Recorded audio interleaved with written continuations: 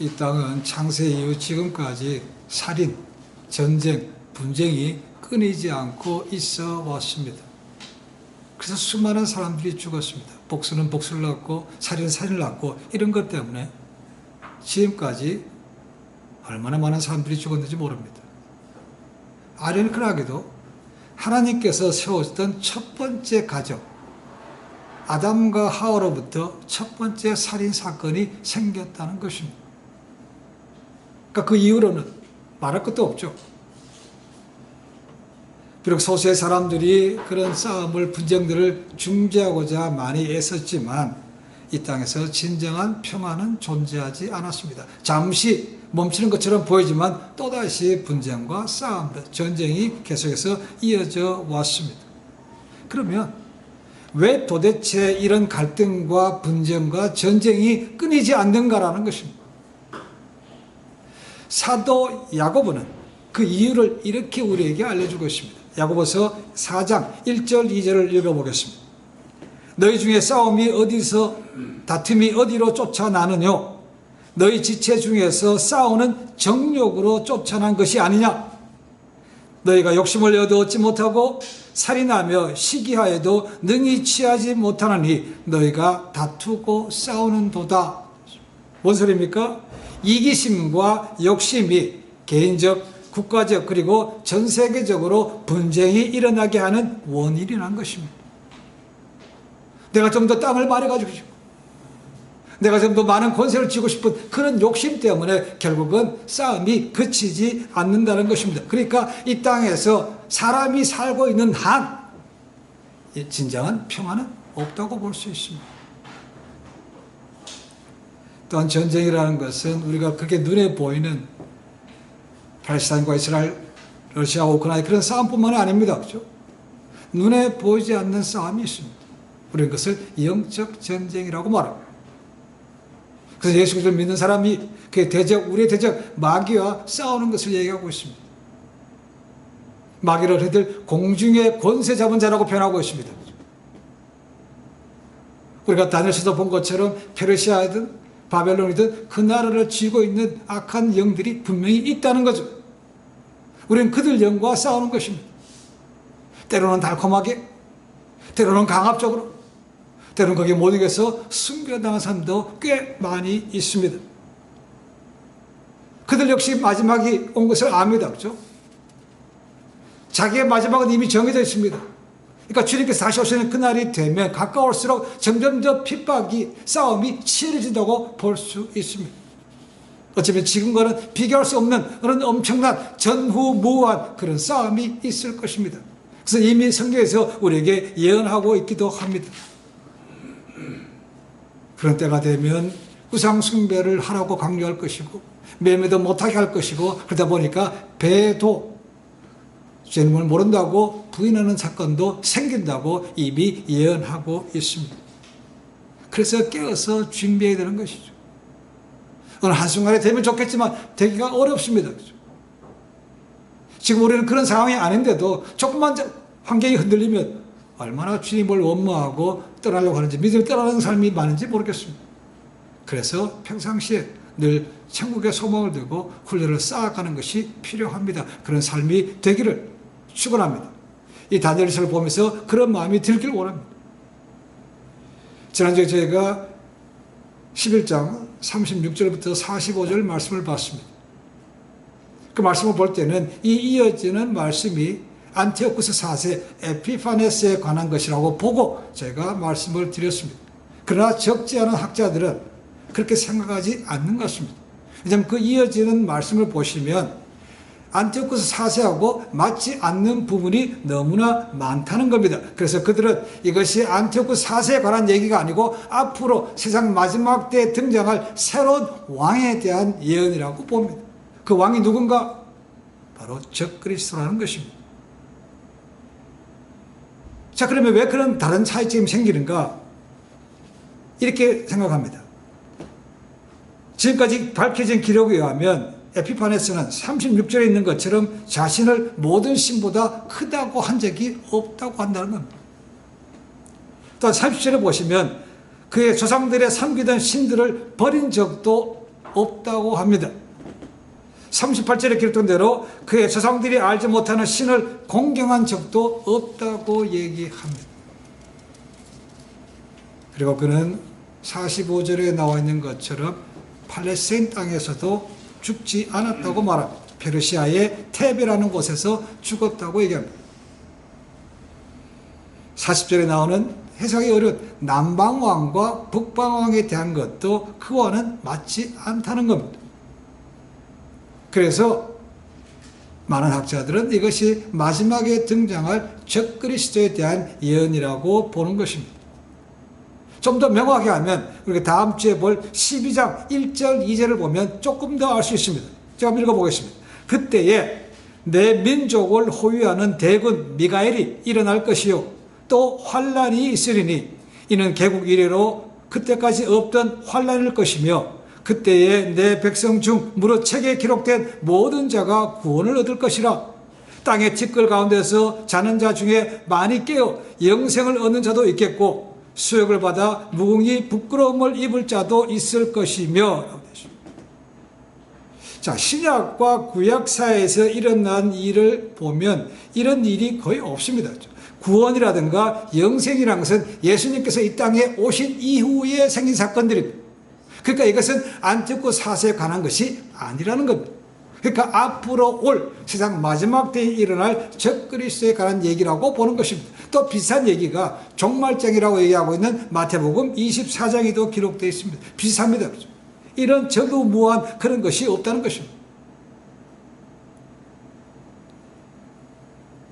30절 45절 말씀이 계속되는 에피파네스의 폭정과 이집트에 관한 전쟁에 관한 것이라면 이어지는 말씀은 해석하기가 어려운 것이 굉장히 많습니다. 말씀드렸던 대로 그의 폭정은 특히 이스라엘에게 7년 동안 있었습니다. 그리고 그가 164년에 죽었습니다. 그 뒤에 예수님께서 이 땅에 예수님께서 이 땅에 오시기 전까지 역사를 돌아보면 여기에 언급된 것 같은 그런 것이 없다는 것입니다. 구원과 영생과 다시 살아난다는 부활 같은 것은 주님께서 오신 이후에 일어난 사건인 것이고 즉 다시 오실 때 재림하실 때 이런 것이 일어나는 것이죠. 그러니까 이것이 맞지가 않다는 것입니다. 그래서 이런 문제들 때문에 많은 학자들은 이것이 안티오쿠 사세에 관한 것이 아니고 앞으로 올 적그리스도에 관한 예로 얘기한 것입니다. 다니엘이 그것을 이미 안티오쿠스라고 알았다 할지라도 그가 기록했지만 다 이해하지 못하는 것이 굉장히 많았을 것입니다. 그래서 12장 8절에 이렇게 얘기합니다. 내가 듣고도 깨닫지 못한지라 내가 가로되 내 주여 이 모든 일의 결국이 어떠하겠나이까. 썼지만 기록했지만 받았지만 자기도 기억하지 못하지 모른다는 겁니다. 그래서 이게 뭔 일입니까? 라고 또 묻는 것이 12장 마지막에 기록되어 있습니다. 그러니까 이 모든 다니엘서 12장, 11장 여기서부터 12장의 것은 앞으로 다가올 미래 마지막 때에 일어날 사건이라고 보는 것입니다. 또한 10장 14절도 이렇게 되어 있습니다. 이제 내가 마지막 날에 내 백성에 당할 일을 내게 깨닫게 하러 왔느라 이는 이 환상이 오랜 후의 일임이라. 오랜 후에. 이런 관점에서 많은 학자들은 이 구절들이 마지막 때 드러날 적그리스도라고 봅니다. 성경에 보면 적그리스도가 있고 적그리스도들이 있습니다. 그렇죠? 흔히 우리가 말하는 적그리스도라는 것은 세상 마지막에 등장할 The Antichrist라는 것이고 적그리스도들이라는 것은 그 앞에서 왔던 지금 우리가 봤던 에피파네 사세와 같은 그런 사람들 앞으로 적그리스도 비슷하게 하는 그런 사람들을 적그리스도들이라고 얘기하고 있습니다. 그러니까 우리가 보는 것은 지금 다 어떻게 보면 진짜 적그리스도의 짝퉁이라고 볼 수 있다는 것. 에피파네스도 그 가운데 한 사람인 것입니다. 기독교인을 그렇게 핍박했던 네로도 그 당시에는 적그리스도라고 불렸습니다. 그 사도 요한을 반매섬으로 유배했던 도미티안 황제도 네로에 의해서 두 번째로 핍박을 많이 했던 도미티안도 그 당시에 사람들은 적그리스도일 거라고 생각했습니다. 그 이후로 히틀러나 무솔리니나 스탈린 같은 인물들도 적그리스도라고 생각하는 사람도 있었습니다. 그러나 그들 모두는 앞으로 세상 마지막에 등장할 적그리스도의 진짜 마지막에 등장할 적그리스도의 모형에 불과한 것입니다. 그와는 비교가 안 되는 것입니다. 사도 바울의 종말장이라고 불리는 것이 데살로니가 전서 후서입니다. 데살로니가 후서 2장 4절에 이런 말씀이 있습니다. 저는 대적하는 자라 범사에 일컫는 하나님이나 숭배함을 받는 자 위에 뛰어나 자존하여 하나님 성전에 앉아 자기를 보여 하나님이라 하느니라 라고 되어 있습니다. 적그리스도가 그렇다는 거예요. 자기가 하나님, 마치 안티오쿠스가 그런 것처럼 자기가 신이라는 겁니다. 제우스 신의 현현이라는 것입니다. 똑같이 그런 것이기 때문에 이 안티오쿠스 사서도 앞으로 다가올 진정한 적그리스도의 모형에 불과한, 예표에 불과한 것이죠. 또 정확하게 앞으로 다가올 적그리스도가 누구일 것인가는 잘 모릅니다. 우리가 전에 얘기했던 것처럼 앞으로 다가올 부활할 로마가 될 유럽 공동체가 될 것인지, 거기서 나올 것인지, 아니면 종교개혁자들이 늘 얘기했던 것처럼 교황이 될 것인지 아직도 정확하게 알지 못합니다.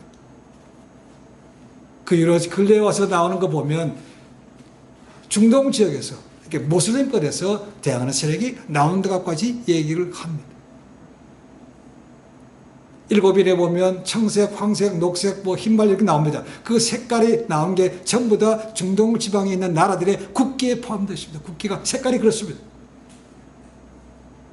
그래서 거기서 앞으로 대항할 사람이 나온다고 얘기합니다. 그러나 아직도 정확히 알 수가 없습니다. 주시하고 있을 뿐입니다.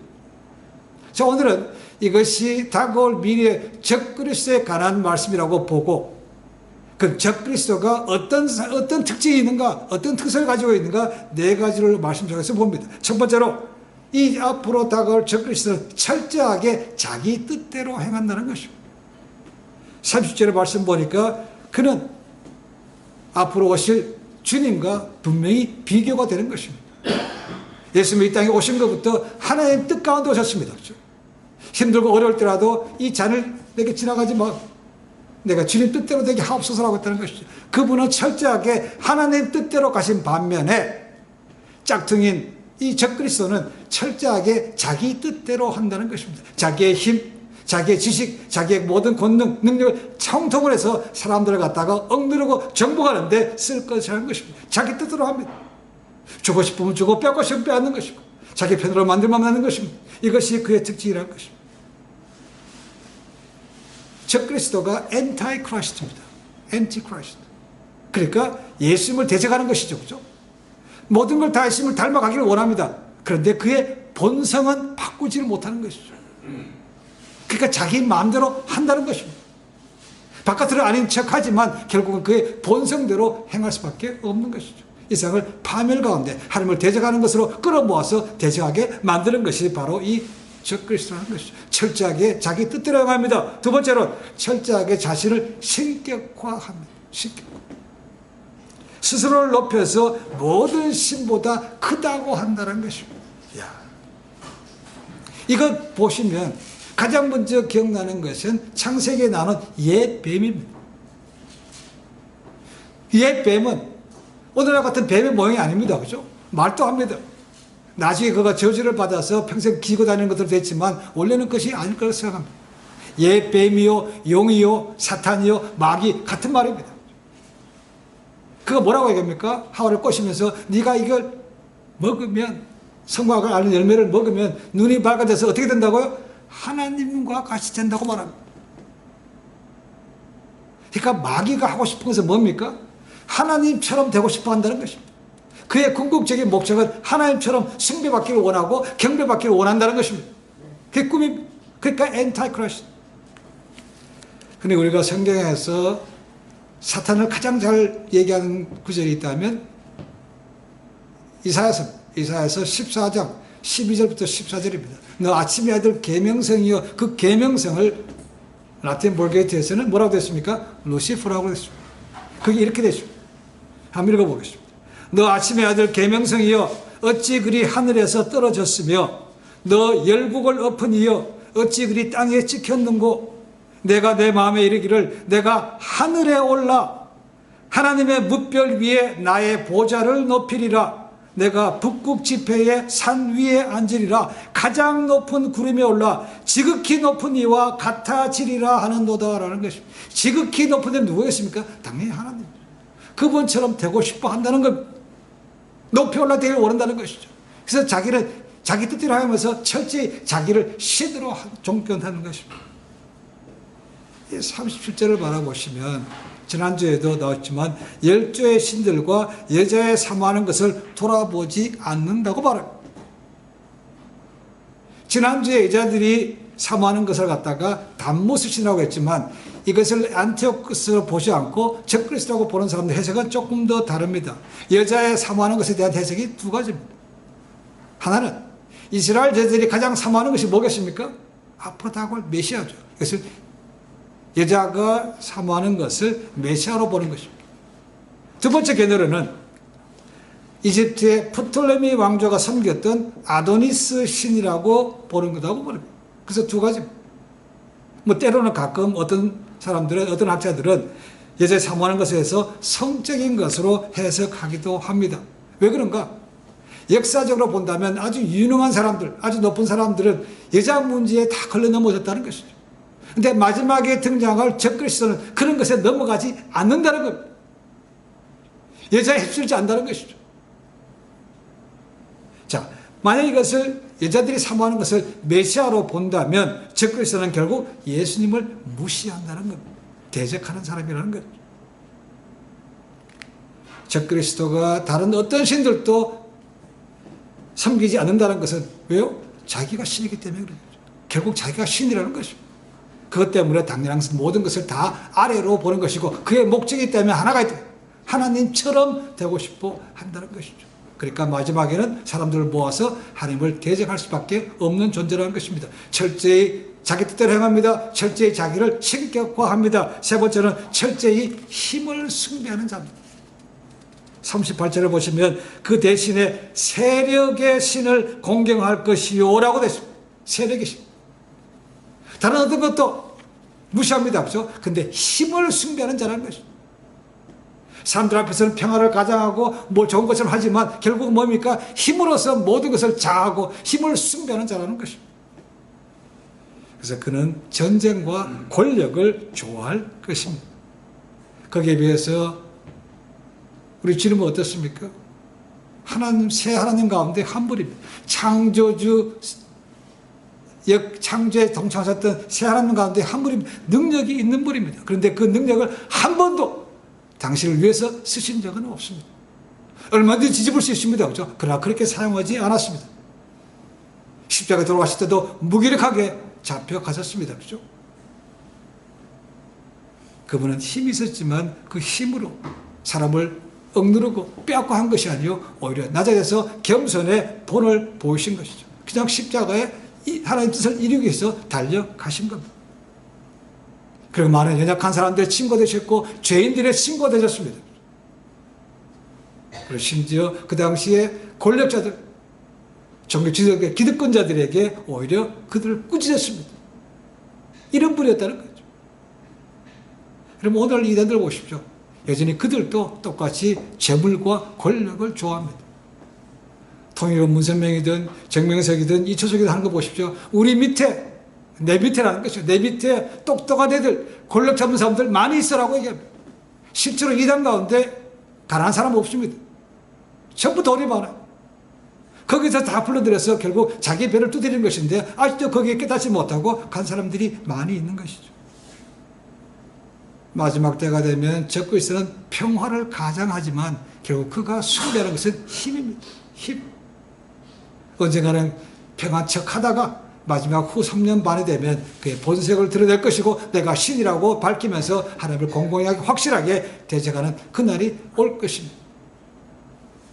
여러분 우리가 영적으로 깨어 있어야 됩니다. 네 번째로는 적그리스도가 마지막 전쟁의 원인이 된다. 원인.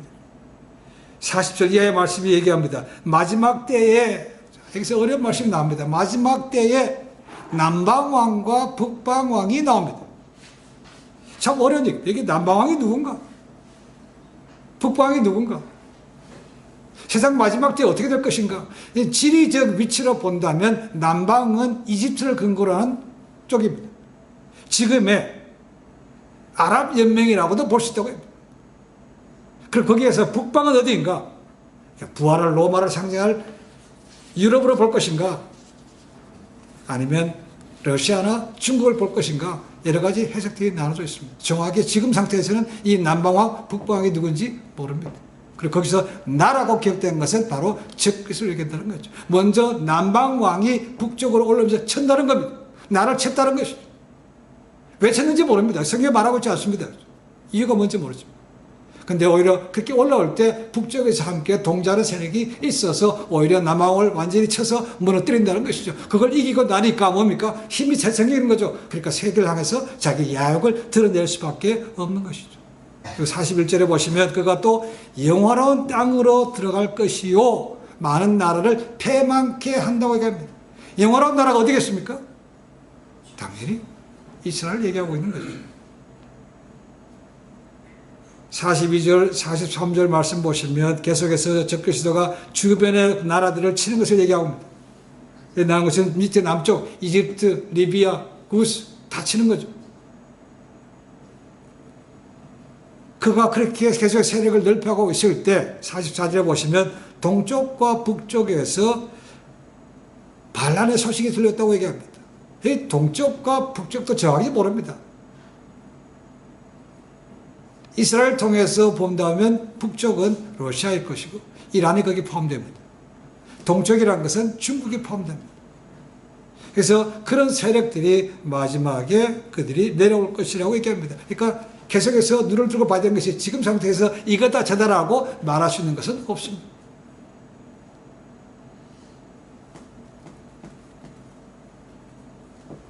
(45절을) 보시면 그러나 분명한 것은 이들이 시작을 하고 있지만 그 마지막이 있다는 것입니다. 45절 후반부에 나오죠.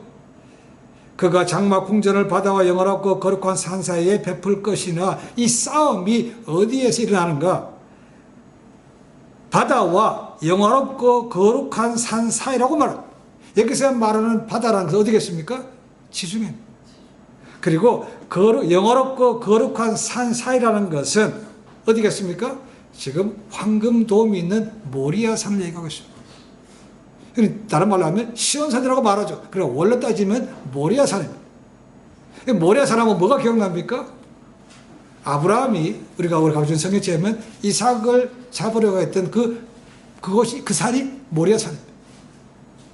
지금 가장 쟁점이 되고 있는 황금돔. 거기에 가장 중요한 것은 뭐냐면 거기에 반석이 있다는 겁니다.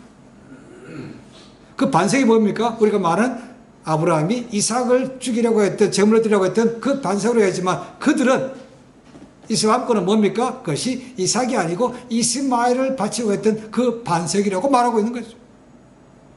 그래서 그 황금돔이 이슬람의 3대 성지 가운데 하나로 꼽힙니다. 나머지 두 개는 사우디아라비아에 있습니다. 모하메드가 탄생했다고 얘기하는 메카가 첫 번째고 두 번째 그의 무덤이 있다고 하는 메디나가 두 번째고 그 다음에 승천했다고 얘기하는 이 반석을 황금돔을 세 번째 성지라고 얘기해요. 그러니까 그것을 만약에 이스라엘이 빼앗고 거기다가 성전을 짓는다 하면 전쟁이 터질 수밖에 없는 것이죠. 거기에 적그리스도가 전쟁이 시작된다고 말하고 있는 거죠. 그러니까 팔레스타인 지방에서 전쟁이 시작된다는 걸 우리에게 암시해 주고 있습니다. 지금은 모리아산에 과거에 있었던 하나님의 성전이 없죠. 다 파괴가 됐습니다. 남아있는 것은 웨스트월, 통곡의 벽밖에 남아있지 않습니다. 그러나 유대인들은 반드시 제3성전을 짓는다고 얘기합니다. 이미 다른 준비는 다 돼 있습니다. 모든 거기 구약에 나오는 그런 기명들 다 준비시켜 놨습니다. 대사장까지 제사장까지 다 준비시켜 놨습니다. 그동안에 한 가지 고민이 있었는데 그 고민은 뭐냐면 거기에 드릴 제물이었습니다. 제물. 그 제물 민수기 19장 2절부터 6절에 보시면 거기 성전 복원할 때 드려야 될 제물이 있는데 그 제물이 흠이 없는 붉은 암송아지라고 되어 있습니다. 붉은색입니다. 거기에 흰색이나 다른 잡들이 끼우면 안 된다는 것입니다. 그래서 이 이스라엘 사람들이 오랫동안 이 재물을 찾았다는 것입니다. 그리고 2년 전에 찾았다는 겁니다. 어디서? 텍사스에서. 그래서 텍사스에서 그걸 찾아서 5마리인가 9마리인가를 이스라엘로 공수해 와서 그래서 지금도 키우고 있습니다. 다른 것과 다르답니다. 귀하다는 것입니다. 그것까지 준비시켜 놨다는 것입니다. 그 읽어보십시오. 집에 가서 읽어보십시오. 그 19장, 민수기 19장 2절부터 6절까지. 그 보시면 그것을 잡아서 대제사장이 피를 뿌려서 성막 앞에다가 뿌린다고 되어 있습니다. 그러니까 이 제물까지도 그들이 완벽하게 준비가 해놨지만 그것이 언제 지어질지는 모릅니다. 그러나 마지막 때가 되면 그것이 이루어질 거라고 말합니다. 이렇게 시작되고 있지만 이 적그리스도는 반드시 그가 또한 끝이 있다는 것입니다. 45절 후반부에 뭐라 되니까 그의 끝이 이르리니 도와줄 자가 없으리라라는 것입니다. 그렇게 승승장구하고 모든 것을 힘으로 누리고 있지만 결국은 마지막에는 반드시 패망한다는 것입니다. 그리고 아무도 그를 도와줄 것이 없다고 얘기합니다. 잠시 형통하는 것처럼 보이지만 결국은 하나님에 의해서 비참한 치열을 맞이하게 될 것이라고 합니다. 그것이 쓰여진 예언입니다. 이것을 학자들은 요한계시록 말씀과 연결시켜서 요한계시록 18장 19장에 가면 큰 성 바벨론에 대한 얘기가 나옵니다. 그들이 얼마나 철저하게 망하는지를 거기서 2장에 거쳐서 얘기하고 있습니다. 그 모습을 연상시킨다고 얘기합니다. 이 말씀을 통해서 우리가 얻을 수 있는 교훈이 있습니다. 첫 번째는 모든 것은 하나님의 계획과 섭리 하에 있다는 것입니다. 저희는 지금도 잘 모릅니다. 그리고 하나님께서 그 모든 것을 이루신다는 겁니다. 세상 왕들은 알지 못하죠. 자기가 잘나서 세상을 정복하고 땅을 넓힐 것처럼 제국을 세우고 생각하지만 그 모든 것이 다 하나님의 계획 안에 있다는 것입니다. 나중에 그들이 몇 사람은 그들이 죽을 때에 대해서 그것을 고백하고 죽은 것이죠. 그죠? 역사 속에 묻혔지만 여전히 세상은 우리가 알지 못하지만 하나님의 섭리하에 있다는 것입니다. 누구도 다 쓰시고 마지막에 심판의 도구로 삼으시고 새하늘과 새 땅을 언젠가는 세우실 것입니다. 두 번째는 이 믿음의 사람, 성도는 최후 승리에 대한 확신과 소망을 가지고 살아야 된다는 겁니다. 주님께서 말씀하셨습니다. 예수님도 내가 세상을 이기었노라. 그러니까 너희도 염려하지 말고 가라는 것입니다. 그렇죠?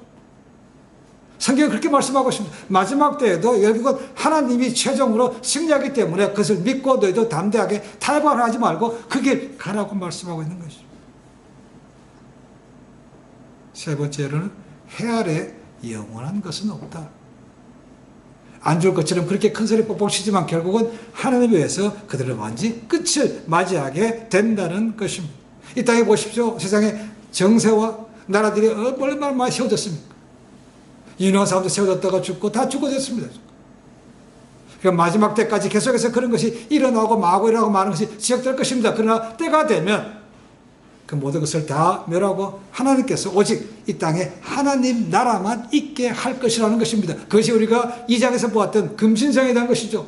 사람의 손으로 뜨지 아니한 돌이 쳐서 그 심성은 다 무너뜨리고 오직 그쳤던 돌말이 이 지면에 가득하더라. 그것이 언젠가는 반드시 이루어진다는 것입니다. 여러분, 우리가 살고 있는 미국, 또 한국, 유럽 이런 데 보십시오. 옛날에는 이것이 기독교의 종주국이요. 유럽은 그렇습니다. 기독교가 거기서 시작됐습니다. 특히 독일 같은 나라죠. 그렇죠? 아주 신학을 많이 하려고 합니다. 네덜란드도 마찬가지입니다. 신학 거기서 많이 리폼, 개혁 신학도 거기에 나왔습니다. 근데 지금 어떻게 됐습니까? 거의 기독교가 남아있지 않습니다. 그리고 오히려 거기는 무슬림들이 그렇게 말고 살고 있습니다. 지금 우리 살고 있는 미국에도 정권이 바뀌었으려 그렇지 지난 정권까지만 하더라도 길거리에서 공공장소에서 복음을 전하면 잡혀갔습니다. 여전히 엔타이세미티즘, 반유대교회는 곳곳에서 일어나고 있습니다. 발상지인 유럽이라든가 기독교에 세워진 미국이 그렇다면 다른 지역은 볼 것도 없습니다. 작년 2024년도 기독교를 가장 핍박했던 탑10 나라를 보니까 이렇습니다. 기독교가 가장 박해를 많이 받는 곳 1등이 북한입니다. 2위가 소말리아, 리비아, 에리트리아 나라가 보니까 이집트하고 수단 사이에 끼어있는 지중해 연안에는 조그마한 나라. 여기 네 번째입니다. 다섯 번째가 예멘, 후티 반군이 있는 예멘이죠. 나이지리아, 파키스탄, 수단, 이란, 아프가니스탄, 이것이 탑 10입니다. 북한은 거의 1위를 거의 뺏기지 않습니다. 기독교를 가장 핍박하는 곳입니다. 보시면 동남아도 있죠. 파키스탄 같은 나라가 있습니다. 그렇죠? 그리고 아프리카가 들어있죠. 그 다음에 중동 지역. 이것이 기독교를 가장 핍박하는 곳입니다. 그러니까 그쪽 아랍연맹에서 앞으로 누가 나올지 모르는 겁니다. 지금도 거기서는 얼마나 많은 사람들이 믿음 때문에 목숨을 잃어가는지 모릅니다. 우리는 지금 그런 세상에 살고 있습니다. 우리는 그냥 여기 앉아서 편하게 예배드리고 모르지만 지금도 곳곳에서 그런 일이 일어나고 있습니다. 편하게 신앙생활을 하고 있는 우리가 늘 마음에 기억하고 살아야 될 말씀이 있습니다. 종말정이라고 말하는 마태복음 24장 23절 24절에 이런 말씀이 있습니다. 그때에 사람이 너에게 말하되 보라 그리스도가 여기 있다 혹 저기 있다 해도 믿지 말라. 거짓 그리스도들과 거짓 선지자들이 일어나 큰 표적과 기사를 보여서 할 수만 있으면 택하신 자들도 미혹하게 하리라고 얘기합니다. 나는 끝까지 믿음 지키고 끄떡 없습니다. 그렇지 않다는 겁니다. 택하신 자들도 어쨌거나 수단과 방법 노력하지 않고 그들 바꾼다는 것이죠. 그래서 넘어가면 배도하는 자가 되는 겁니다. 지금 우리가 살고 있는 세상이 그렇습니다. 우리 주변에 돌아보시면 내가 재림 예수라는 사람도 있었고 지금도 자기들만의 진정한 기독교라고 얘기하는 사람도 있습니다. 특히 몰몬이 그렇죠. 안식교든 여호와의 증인이든 통일교든 사이비 동양 철학이든 뉴에이지든 요가든 우리를 미혹하게 하는 것이 너무나 많습니다. 너무나. 예수님께서 말씀하십니다. 제자들에게도 말씀하십니다. 너희가 깨어있어라. 주님 날이 언제 임할지 모른다는 겁니다. 도적같이 임한다는 것입니다. 사도 베드로는 베드로후서 3장 11절 13절에 이렇게 권면합니다. 이 모든 것이 이렇게 풀어지리니 너희가 어떠한 사람이 되어야 마땅하냐? 거룩한 행실과 경건함으로 하나님의 날이 임하기를 바라보고 간절히 사모하라. 그날에 하늘이 불에 타서 풀어지고 물질이 뜨거운 불에 녹아지려니와 우리는 그의 약속대로 의가 있는 곳인 새하늘과 새 땅을 바라보도다. 깨어서 거룩한 행실과 경건함으로 살아가라는 것입니다. 새하늘과 새 땅이 반드시 올 거니까 거기에 맞춰서 준비된 삶을 살라고 얘기하고 있다는 겁니다. 마지막 때가 되어서 아직도 성경을 비웃는 사람들이 꽤 많이 있습니다. 이루지 않는다는 것이죠. 근데 진짜 악한 사람들은요, 오히려 성경에 대해서 연구합니다. 죄보다 더 많이 연구합니다. 가장 그들이 많이 보는 것은 요한계시록입니다.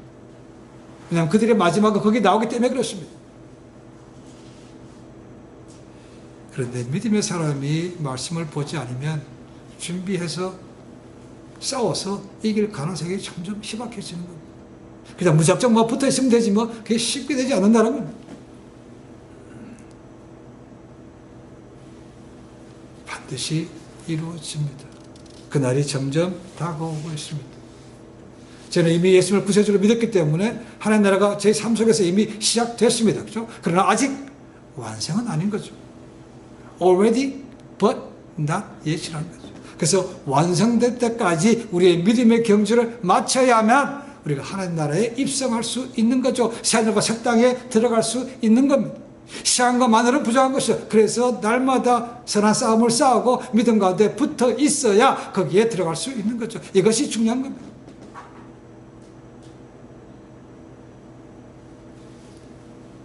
마지막 날에 가야 될 새하늘과 새 땅, 하나님이 가신 성전을 바라보시면서 날마다 하나님을 만나는 경건의 삶을 이루시고 그리고 그분이 뜻하는 대로 삶을 살아서 승리하며 아버지께 칭찬받는 그런 믿음의 삶이 되시기를 주님의 간절히 축원해 드립니다.